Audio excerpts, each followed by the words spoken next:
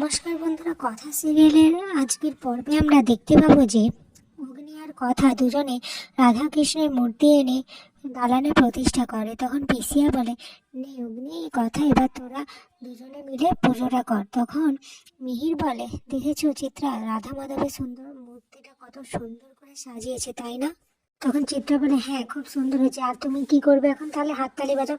যদিও বা তুমি এই বাড়ির বড় ছেলে হতে, তাহলে এই সমস্ত কাজ আমি করতে পারতাম। প্রথমে সঞ্চিতা আর এখন এই কথা এসে জুটেছে। সারাক্ষণ তোমার মায়ের মুখে শুধু কথা মা আর কথা মা। তখনই কর্তা দিদা এসে ওদের সামনে বলে, খুব সুন্দর সাজিয়েছে, তাই না কথা মা? তখন চিত্রা বলে, হ্যাঁ মা, আমি মিহিরকে তো এটাই বলছিলাম। এরপর খুড়িমা অগ্নি আর কথাকে বলে, আচ্ছা কথা মা, আজকের পুজোটা তোমাকে আর অগ্নি দাদু ভাইকে সম্পূর্ণ করতে হবে। এরপর প্রত্যয়ী ঋতুকে বলে, এইভাবে দেখবেন সবাই আমাদের প্রেমের সম্পর্কটাও সবার মনে জায়গা করে নেবে, ঠিক লাইলা মাজনুর মতো।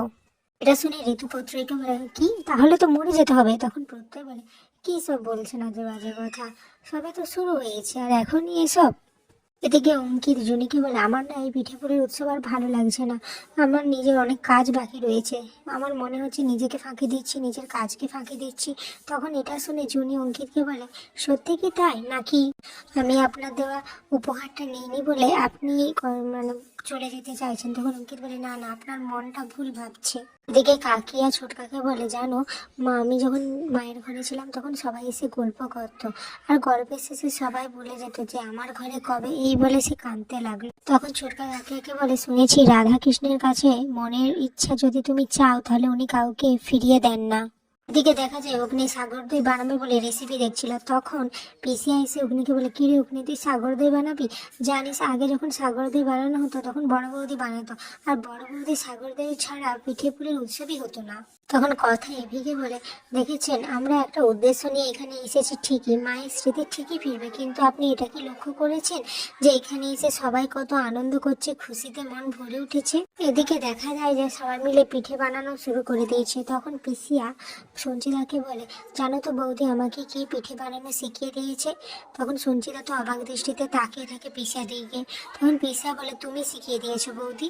তখন সঞ্চিতা বলে, ও তাই, কিন্তু আমার তো কিছু মনে নেই গো, তুমি যখন বলছো নিশ্চয়ই এটা হবে হয়তো। এরপর দেখা যায় জুনি অঙ্কিতকে কোথাও দেখতে পায় না। তখন কথার কাছে এসে জিজ্ঞেস করে, কেউ কথা, তুই কি অঙ্কিত বাবুকে কোথাও দেখেছিস? তখন কথা বলে, না তো, আমি কোথাও দেখিনি। এরপর সবাই অঙ্কিতকে খোঁজার জন্য ব্যস্ত হয়ে পড়ে। এদিকে কেউ তো অঙ্কিতকে খুঁজে পায় না। তখন জুনি বলে, লোকটা এত অভিমান করে না, কি বলবো, আসলে আমার এত দামি উপহার নিতে কেমন একটা করে। তো দেখা যায় যে অঙ্কিত একটা গাছের তলায় বসে গান শুনছিল। তখন জুনি সেটা দেখে অঙ্কিতের কাছে গিয়ে বলে, অঙ্কিত বাবু আপনি ঠিক আছেন তো? তখন অঙ্কিত বলে, হ্যাঁ আমি ঠিক আছি, কিন্তু কি হয়েছে? তখন জুনি বলে, আপনি এমনটা কেন করেন বলুন তো? আমি নেব আপনার উপহারটা, কিন্তু আপনি এখন বাড়ি চলুন।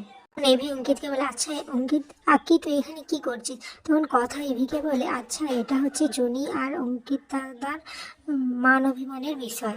এটা শুনে এভি বলে, ও আচ্ছা। তখন এভি বলে, তুই সব বুঝিস তাই না? তখন কথা বলে, হ্যাঁ আমি সবই বুঝি। এর পরের দৃশ্যে দেখা যায় যে কথা পিসিয়াকে জিজ্ঞেস করে, আচ্ছা পিসিয়া, তুমি ফুলদার কথা বলেছিলে না, সেটা কে গো?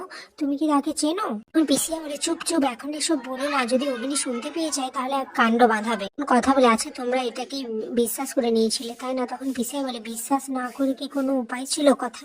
নীলাদ্রি কথাকে দেখতে পেয়ে বলে, কি রে, আজ তোর আর জুনির এরকম মনমরা হয়ে রাখছিস কেন?